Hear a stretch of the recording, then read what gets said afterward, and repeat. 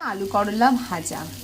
কাল তো জন্মাষ্টমী গেছে, অনেক কদিন হলো নিরামিষ খাচ্ছি, আমিষ খাইনি, তাই ভাবলাম আজকে একটু আমিষেরই পদ রান্না করি।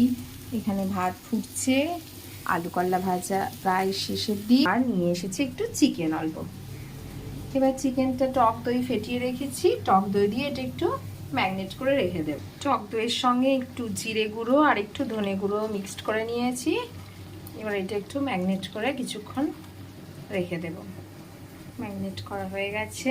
আর এই যে নিয়ে নিয়েছি একটু পেঁয়াজ, রসুন, একটা টমেটো, 4টে লঙ্কা, ভাবছি দেবো না, 2টো পেস্ট করে দেবো আর 2টো গোটা ফেলে দেবো। লঙ্কাগুলো খুব ঝাল, আর এই আদাটা একটু ছাড়িয়ে নিতে হবে, ব্যাস। আর আমি নিজের জন্য একটু স্যালাড বানিয়ে রেখে দিয়েছি, শসা। বেশ, তাহলে রান্না বান্না করি, চলো টাটা বাই।